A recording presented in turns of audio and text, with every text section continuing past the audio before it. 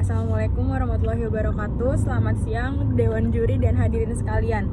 Sebelum kita mendebatkan mosi kita pada siang hari ini, izinkan saya dari SMA PGRI 24 Jakarta untuk memperkenalkan diri. Saya Almira sebagai pembicara pertama. Tugas saya ialah memberi batasan pada mosi, menjelaskan kata kunci, dan mengutamakan dasar argumentasi tim kami. Kita sering mendengar bahwa Indonesia merupakan negara maritim. Menurut Oxford Reference, negara maritim adalah negara yang memiliki wilayah teritorial berupa laut. Lebih jauh lagi, negara ini memanfaatkan laut sebagai penopang kehidupan baik secara ekonomi, sosial maupun budaya. Indonesia dikenal sebagai negara maritim dengan nama lain Nusantara. Indonesia juga adalah negara kepulauan terbesar di dunia dengan lebih dari 17.000 pulau.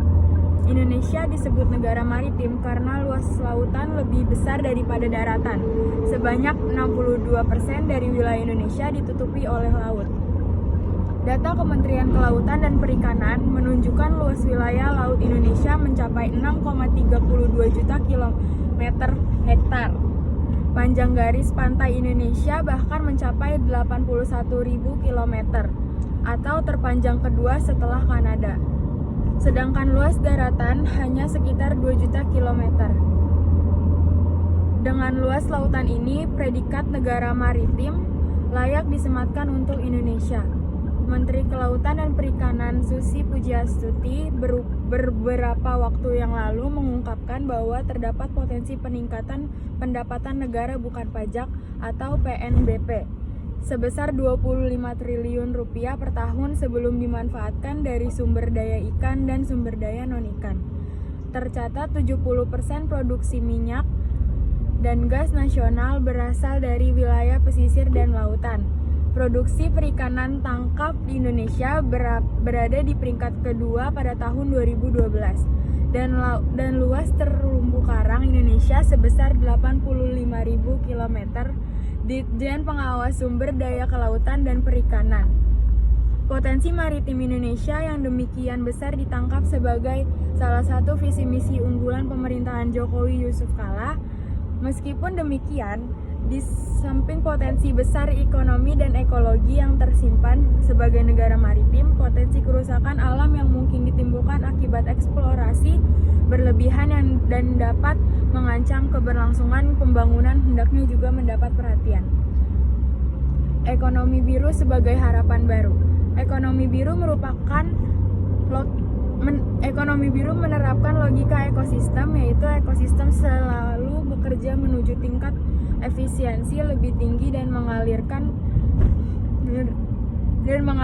nutrien dan energi tanpa limbah untuk memenuhi kebutuhan dasar bagi semua kontributor dalam suatu sistem.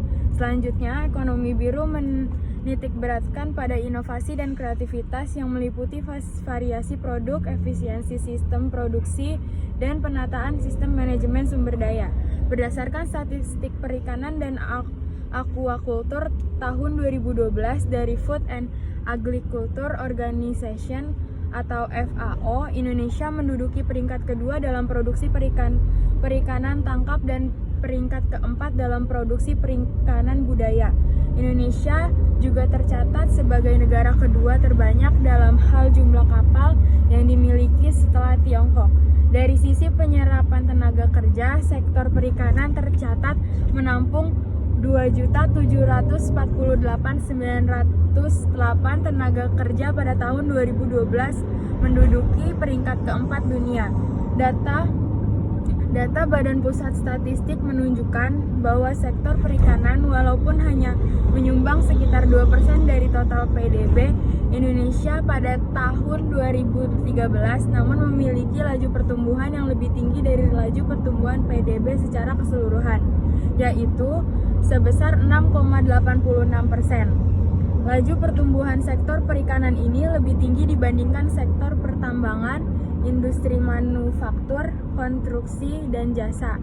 Hal ini menunjukkan potensi yang dapat dikembangkan di masa yang akan datang. Kekayaan bawah laut merupakan salah satu modal Indonesia untuk menarik wisatawan, baik asing maupun lokal. Kementerian Kelautan dan Perikanan mencatat terdapat 108 kawasan